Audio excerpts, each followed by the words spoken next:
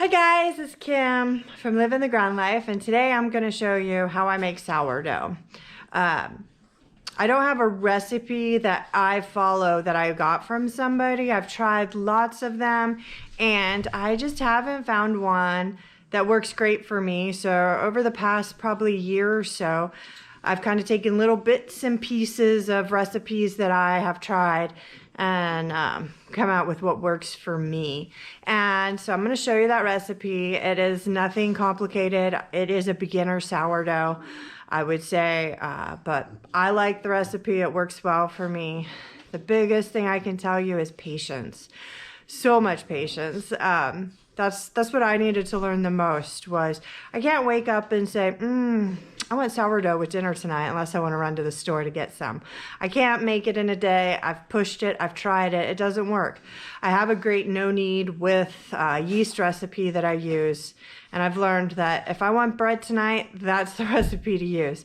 If I want sourdough in a couple days, this is the recipe to use. You really got to have patience. Take your time.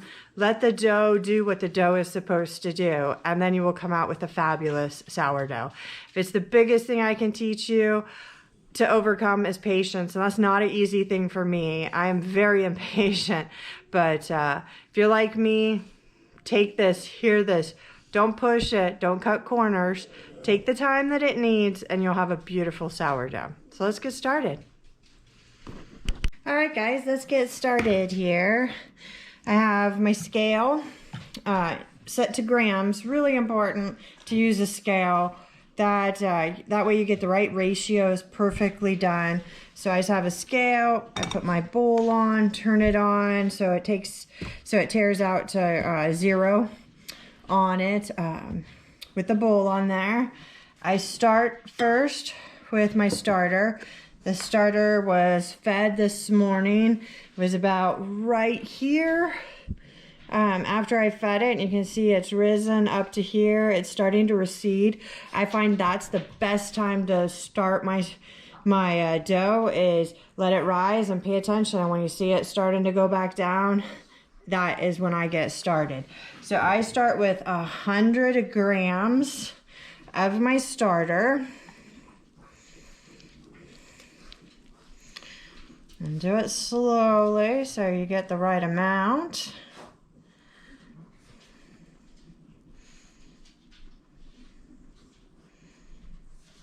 Okay, there's 100.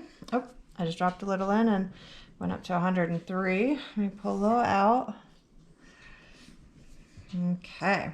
Then my scale has a little button I can push to take it back to 0.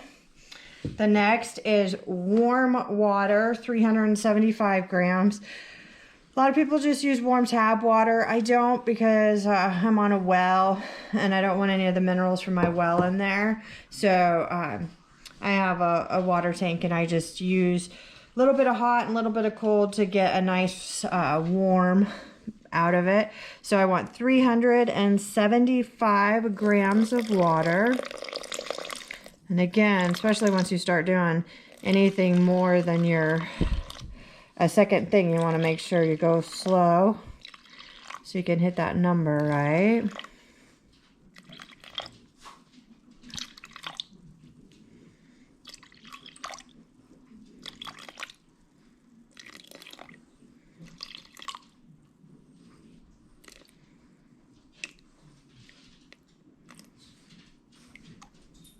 There we are. And I just take my spatula and just stir the water and the starter together. It doesn't have to be perfectly mixed, but I liked it to be mixed up together.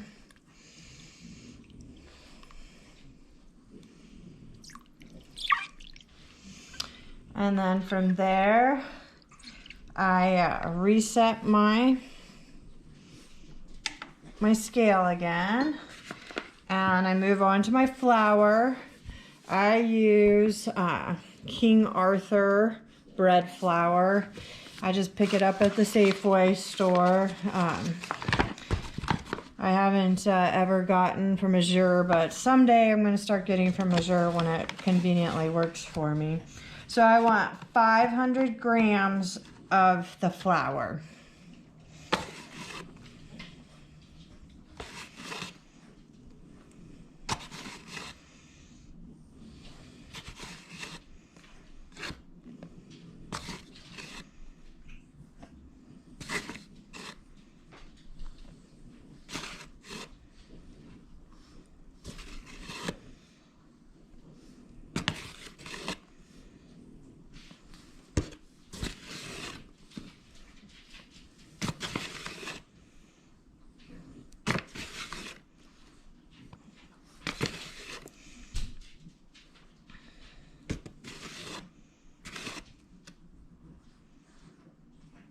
Got a tiny bit too much there.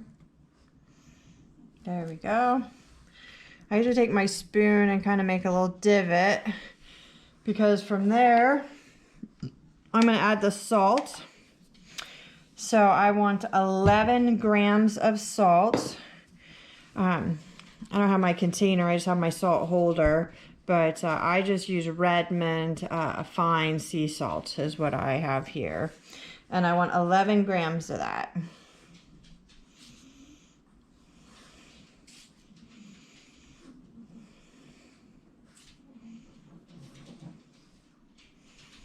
Seems like a lot of salt when you look at it, but it tastes good.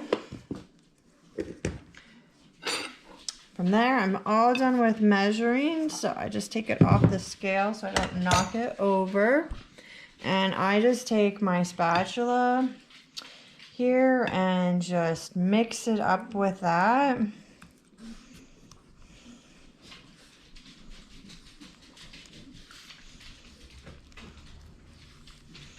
It's going to be really sticky in this process. That's okay. That's what you want. It's totally normal.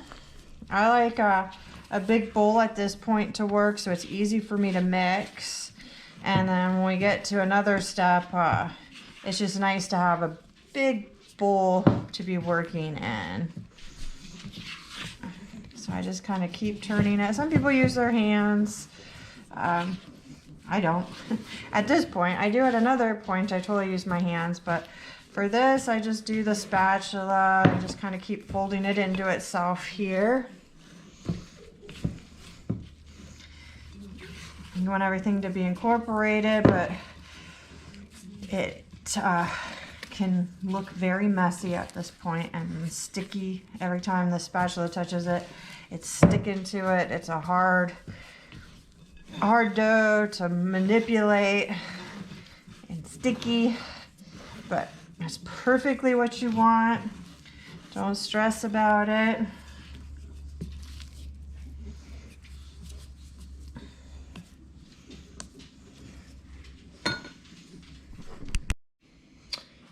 Once I have it mixed together, I just take a kitchen towel.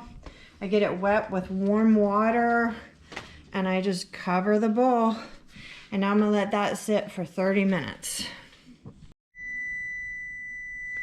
Hi guys. It's been 30 minutes and it's time to do our first fold of the dough. You will see it does not have any real difference looking than when we first mixed it all together. I do it right here next to the sink because I like to get my hands wet before I do it. So I just run some warm water and get my hands wet. Nothing soaking wet or anything, just get them wet. And then all I'm gonna do is I'm gonna take the dough, and at this point, it's very sticky. It's sticking to the bowl, it's sticking to my hands. I just kind of loosen it up so I can take it, and I pull up on it and then I fold it over. And I do all the corners, so 4 of them. And I don't want it to rip. I just want to pull. When I really feel that tension like it is going to rip, I fold it back over. And here's number 3. And it doesn't go very far, that's fine. Fold it over. And then last one, it does even less. It does pick up a little bit. And fold it over. That's all I do. cover it up, and 30 minutes again. Hi guys, it's been another 30 minutes. Here's how the dough looks. Same process. I'm just gonna get my hands wet here. Now it's not sticking near as bad this time. It is a little bit, but not as bad as that first time. So just kind of loosen it up. Pull up. You don't want it to tear, so just gentle. Rotate the bowl. Pick up. Let it. You can pull on it if you need to, but you don't want to let that tear. So then just fold. Rotate. Pick up, fold, and one more, pick up, pull, and fold. Then just sit it down in here, cover back up, and another 30 minutes. But you do notice it's starting to look more like a dough versus how it looked in the beginning. So cover it up and another 30 minutes. Hey guys, it's been another 30 minutes, so time to do the same thing. You can see it's changing consistency a little bit here. So I do this, just so you know, this stretch and fold. I do it 4, 5, 6 times. Just kind of looking for the dough to change that consistency, which you can see it slowly is here, but I'm gonna do one more time, I think, after this. We'll see what the next looks like, but I'm definitely gonna do one more. But we're starting to get a ball shape. It's more consistently together. So I'm gonna do one more. So cover and another 30 minutes. I'll see you then, guys. Thanks. Hi, guys. It's been another 30 minutes and time to check it. Oh, this is looking good. Starting to look more doughy-ish. All right, oh, and the stretch in it. It's just kind of a learned thing to see what you're going for here. But I'm gonna do the same thing. 1 and 2. And 3, and my last one, I'm gonna put it in a different bowl here. So I take this one aside. I like this vessel to use because I can watch it. So I put it down in there.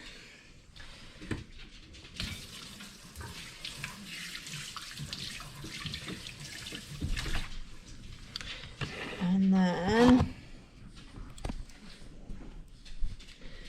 with this vessel, you can kind of see where it is. It's rounded, but you can see where it is. And what I'm looking for is for it to go double, at least double in size. Sometimes I'll go a little bit more, just depends on when I do it too. So if it goes overnight, sometimes it'll go even more. But from here, I just cover it again and leave on the counter. And temperature's huge for this, so depending on the time of the year, sometimes it goes faster than other times. If it's, you know, warm in the house, it's going to rise faster. Cooler in the house, slower. But I will probably leave this overnight and check it in the morning. See you then.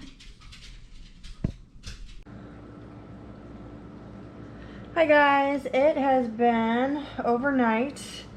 And got a little bigger than I wanted it to, but that's okay. I still think it will do fine. Can you see these bubbles all over the top of it? And it is pretty much full in there. So at this point, I just put some flour down, get some flour on my hands. I like to use my hands, but if you have one of these, you can use that too, a blade that you pull with, because we're going to put it down and we're going to just kind of pull the dough into a ball. But make sure your hands are really good and floured too. Then I just dump it out. Sometimes it needs a little help kind of coming off the sides, but it generally comes out really easy at this point too. And all that air in there kind of sucks out as it pulls. All the bubbles and pockets. Make sure there's plenty of flour. And at this point, so what I do is just keep it on that surface. Sorry, Frenchies. And pull. So I kind of hold this hand and pull this hand in to kind of make that circular motion. And if I need some more flour, put it down, flip it over. So it's getting it on all sides. So pull and push. So you're pulling with that right hand, pushing with the left, and making that circular motion. I do this a couple times, and you see it will quickly just kind of come into your nice dough looking shape. And if you want to use the scraper, you just do the same thing, but like that. I just prefer my hands. And then just take my towel and I cover it up and I let it sit for 30 minutes. So it's been 30 minutes and I'm going to go ahead and just do the same thing I did last time. Just move some flour under there if I need to. It's a little sticky, but not bad. With a little flour, it's not bad at all. We're just going to do that same push and pull, push and pull. And I do it, I don't know, 5 or 6 times generally. You'll see little bubbles here in the bread. That's totally fine. I guess it's not bread, it's dough, right? So, have that all ready. Then I have one of these baskets. If you don't have one, you can just use a regular bowl. If you don't have one, it's no big deal. I'm gonna lay my towel in it here. It's still a little damp, but it's not wet.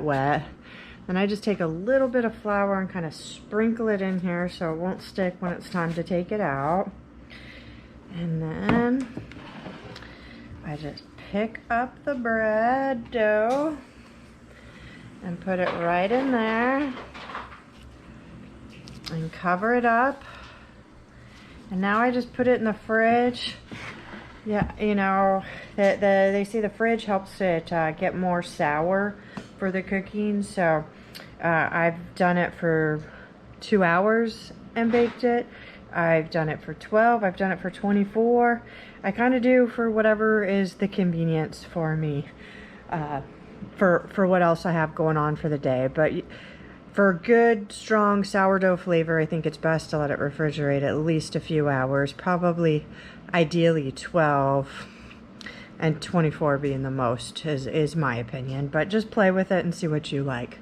So after it's been in the refrigerator, I'll be back and it'll be time to bake it. Hi guys, it's the next day and it's time to bake the sourdough. So I have my cast iron, enamel cast iron pot here. I put it on a cookie sheet because in my oven it gets a little on the well done side. If I just on the bottom, it gets more done than I would like. So I just put a cookie sheet under there and that seems to take care of the problem. And then here I just took this out of the fridge. And it's just sitting here. Here's how it looks. So I just let it sit out while I preheat the oven. So I go ahead and I'm gonna put the pot in the oven. So cold oven, cold pot, put it in, and then I preheat the oven to 500. It's not what I'm going to bake it at, but I start it at 500 and then I turn it down when I put the bread in. So 500, this will take probably about 25 minutes to preheat. So I just let the bread kind of come up to, or the dough kind of come up to temperature, just sitting here on the oven while it preheats. So once we're preheated, I'll be back to show you getting that into the oven and the temperature I use to bake at. See you in a bit. All right, we are all preheated and ready to go. So I'm just gonna take a piece of parchment paper and I just put it right over the dough and then flip it upside down and pull all of this off. If it's been sitting long enough, generally it starts to flow out a little bit, but not too much. And then I have a lame here that I use to cut mine. If you don't have one, no big deal, you can use a knife. I just find that this cuts a little deeper, easier without tearing. It still tears a little bit, but not as much as a knife. But you can use a knife, or you can use a razor blade if you have a clean, sterile razor blade. Whatever works, and you can do any pattern that you want, or just one big cut to the side, to the middle, however you want to do it. It's just where it's going to expand as it bakes and opens. So I usually try to kind of do almost like a smiley face around mine is what I generally, and I just use right on the edge, and see, it still pulls, but I find this to go deeper than an actual knife does when I'm doing it. Oh, it's even opening up on its own a little bit there. So I like to go probably about 1 centimeter into it, and then I often will just kind of come and do some little pretty cuts. Nothing fancy. Sometimes these show when you bake it, and sometimes they just don't even show, but we'll do a couple of them just to kind of see what it looks like after it bakes. We might be able to see these patterns, we might not be able to. So that is what I do.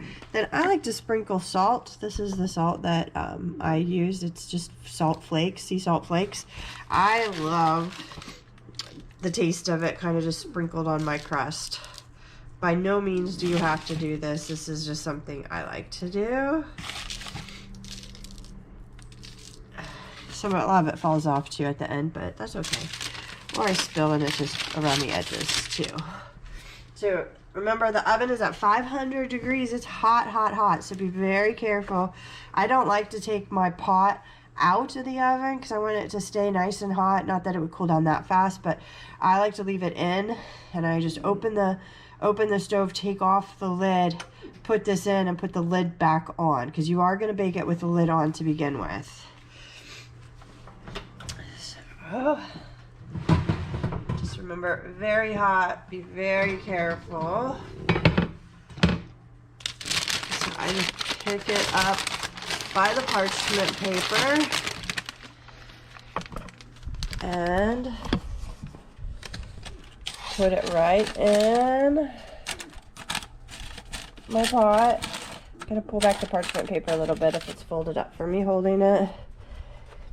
And put the lid right back on. Excuse me. And close that up. And then from there, I turn down my oven to 450 as soon as I put the bread in, 450. And I bake that with the lid on at 450 for 30 minutes. Okay, so it's already saying it's preheating again, so we let some of that heat out. It was at 500, but that's okay. Then in 30 minutes, we'll be back for the next check. Hey guys, it's been 30 minutes. I think we have steamed this up, opening the oven. There we go. And we're gonna take the lid off. Oh, look at that. Our pattern's there a little bit, and it opened a little bit. And we're gonna shut it back up, and we're gonna turn it down now to 400. And from here, I do 10 to 15 more minutes, and I just do it by eye. So I set my timer for 10 minutes to check it. Sometimes it's just 10 minutes and it's good. Sometimes I need 15. I've even had times that it needs 20. So just keep an eye on it from this point. And I think we're all different too of how well done we like that surface. So we'll just keep an eye on it. We'll check it again at 10 minutes and see if we want more and go from there. See you in a bit. Alright guys, it's been 10 minutes and we're gonna fog up here again. And let's take a look. Oh, it's looking beautiful, but definitely gonna leave that in just a little bit longer. I like this darker color a little bit more, but it's looking beautiful. So I'm just gonna pop that back in. I'm gonna do 5 more minutes. I think 5 minutes will be plenty. All right, see you in 5. Okay guys, it's been 5 more minutes. Oh, look at that color, it looks beautiful. Look, try not to get the shadow in there. Isn't that beautiful? That's the color I like. Some people like it more golden brown. And if that's you, just leave it in there a little bit longer, but this looks great to me. I just take it out and I get it onto a cooling rack. Pull off the parchment paper. I will tell you, a parchment paper like this, I will use again. I just set it aside, fold it up, set it aside, and I use it again for another bread. So that's up to you, but just sharing. I will use it. But here is the bread. Looks beautiful, nice color. Let's look at the bottom here. So it's brown, but it's not overdone. That's how I like the bottom too. So now, again, patience comes into play. Gonna let that just sit. You want it to cool all the way before you cut into it. So another moment of patience here. Let it sit. Let it cool. And you'll enjoy soon. I'll come back and show you how it looks once it's cut open. Well, there you go, guys. Look how beautiful our bread turned out. I can't wait to try a nibble, but it looks fabulous, and I'm sure it's gonna taste great. I did notice that one spot that I was cutting, and you know how that fold kind of opened up? It didn't puff up as much there in the oven. So interesting to note, that isn't going to be a spot that rises as well if it has a fold. I never had that happen. That's my first, but we've got some nice pretty holy bread. It is so soft and spongy. I'm gonna slice me a piece and have some. Have a great day, guys. Go live your dream. Make some yummy sourdough too.